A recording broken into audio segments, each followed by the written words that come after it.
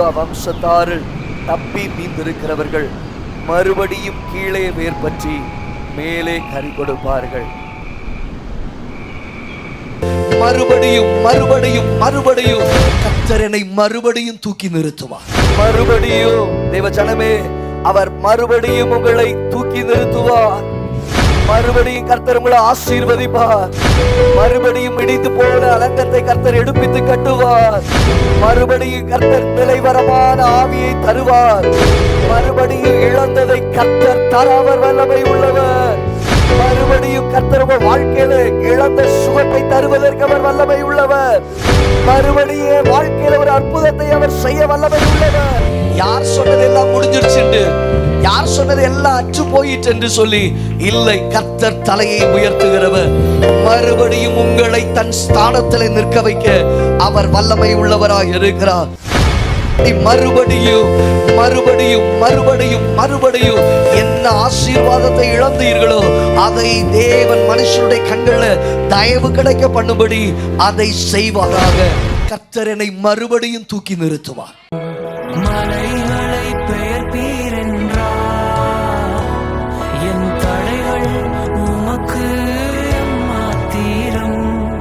மரித்தோரை எழ செய்தீர் என்றார், என் நோய்கள் உமக்கு எம்மாத்திரம். கிரகிக்க முடியா காரியம் செய்வீர், சர்வஞானியே உம்மை ஆராதிப்பேன். கிரகிக்க முடியா காரியம் செய்வீர், சர்வஞானியே உம்மை ஆராதிப்பேன்.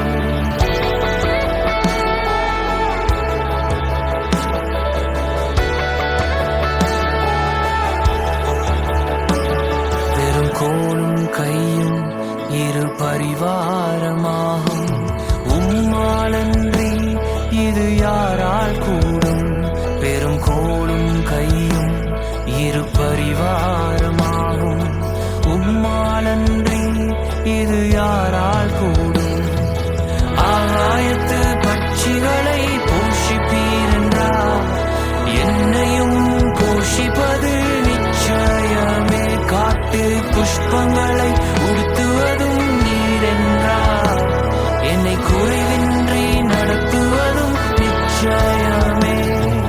கிரகிக்க முடியா காரியம் செய்வீர், சர்வஞானியே உம்மை ஆராதிப்பேன்.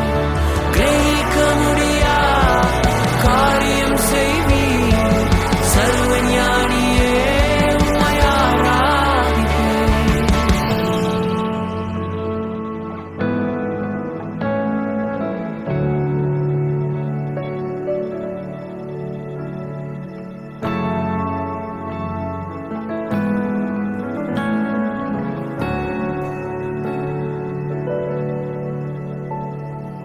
என் தேவன் எனக்காய் ஏதாகிலும் செய்திடுவார் என்றாகிலும் என்னை மறந்தது உண்டா.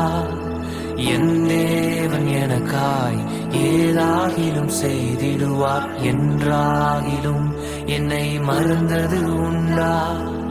என் தேவன் எனக்காய் ஏதாகிலும் செய்திடுவார் என்றாகிலும் என்னை மறந்தது உண்டா.